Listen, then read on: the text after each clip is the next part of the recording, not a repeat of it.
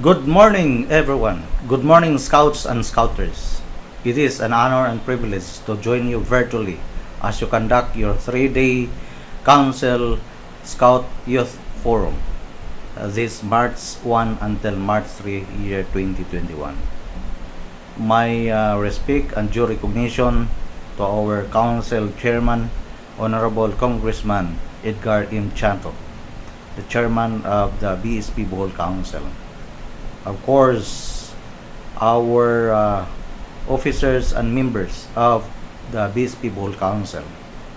Our Council Scout Executive, Mr. Hermes Angoy, our two most active Eagle Scouts Bohol Council, Mr. Jairos Jim Pasagad and Mr.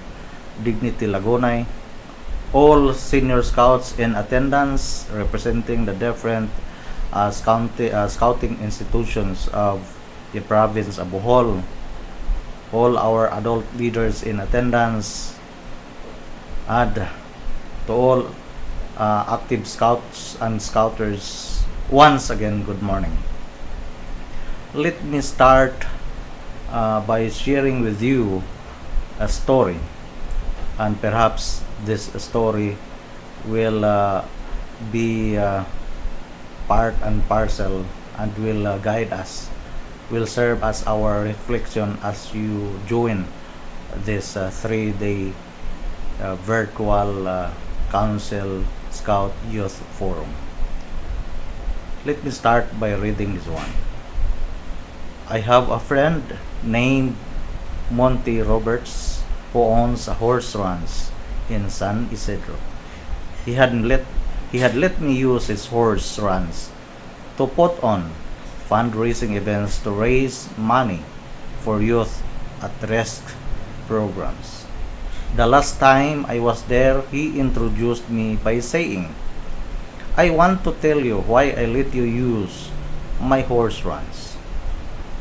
It all goes back to a story about a young man who was the son of an itinerant horse trainer who would go from stable to stable, racetrack to racetrack, farm to farm, and ranch to ranch, training horses.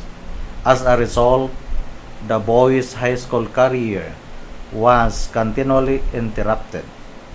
When he was a senior, he was asked to write a paper about what he wanted to be and do when he grew up. That night, he wrote a 7-page paper describing his goal of someday owning a horse ranch. He wrote about his dream in great detail, and he even drew a diagram of a 200-acre ranch showing the location of all the buildings, the stables, and the track. Then he drew a detailed floor plan for a 4,000 square foot house that would sit on a 200-acre dream ranch. He put a great deal of his heart into the project, and the next day he handed it into his teacher. 2 days later, he received his paper back. On the front page was a large red F with a note that read, "See me after class." F means failed. The boy with the dream went to see the teacher after class and asked, "Why did I receive an F?" The teacher said, "This is an unrealistic dream for a young boy like you. You have no money. You come from an itinerant family. You have no resources. Owning a horse ranch requires a lot of money. You have to buy the land. You have to pay for the original breeding stock, and later you'll have to pay large stud fees. There's no way you could ever do it." Then the teacher added, If you will rewrite this paper with a more realistic goal, I will reconsider your grade.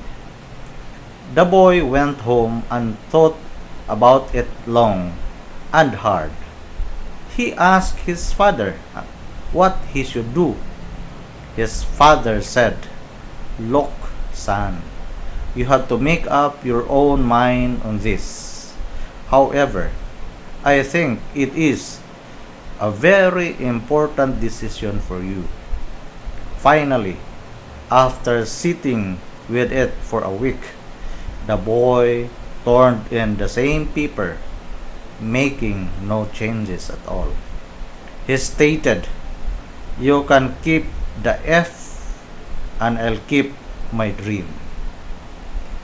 Monty then turned to the assembled group and said, "I tell you this story because you are sitting in my 4,000 square foot house in the middle of my 200-acre horse ranch.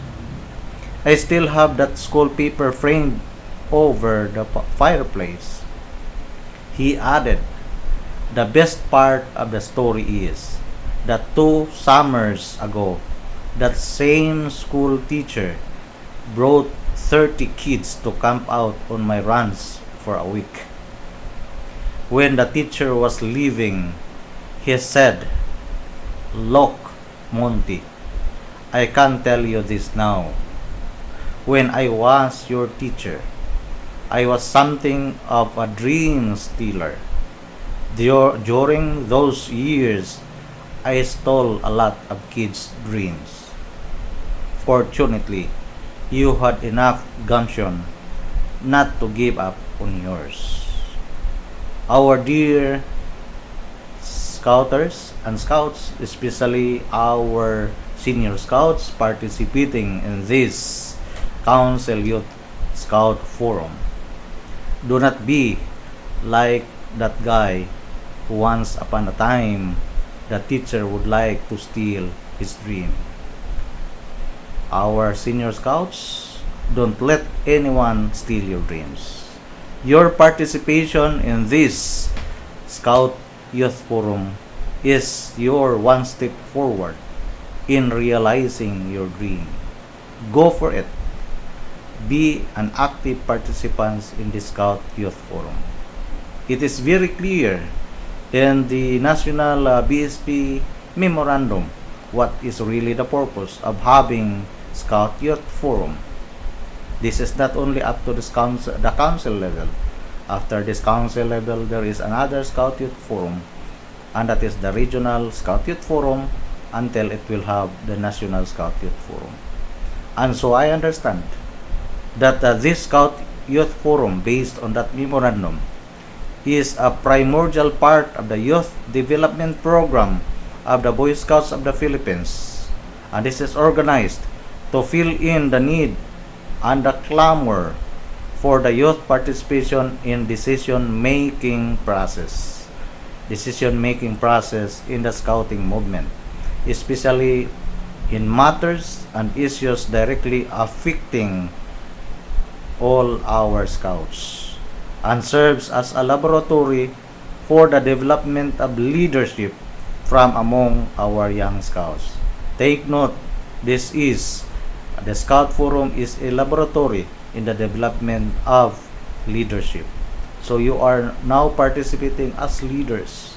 So be an active leaders and be the type of leaders who can deliver the goods for the scouting movement.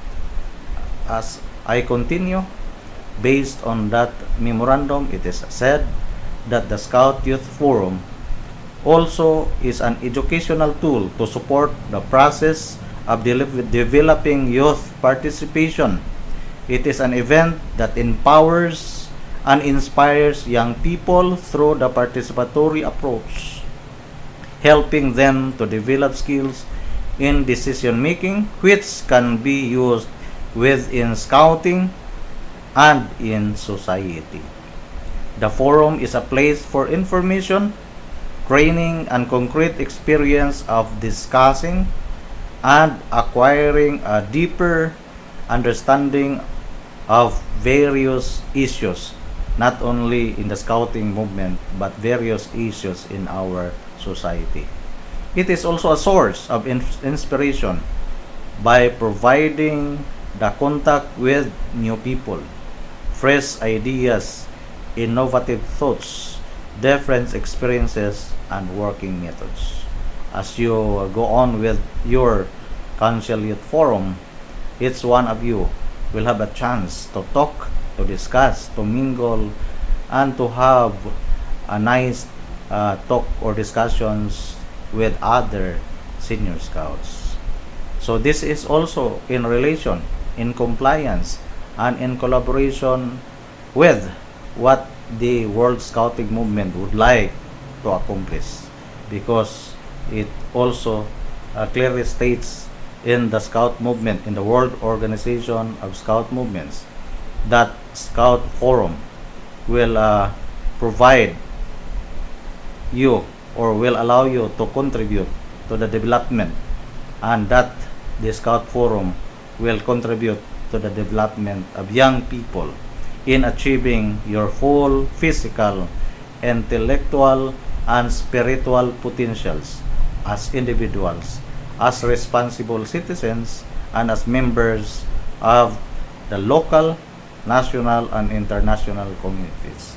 So once again, to all the senior scouts participating in this Council Youth Forum, you represent your various scouting institution, and that is because you are an active scouts, an active senior scouts, and you are a potential leader.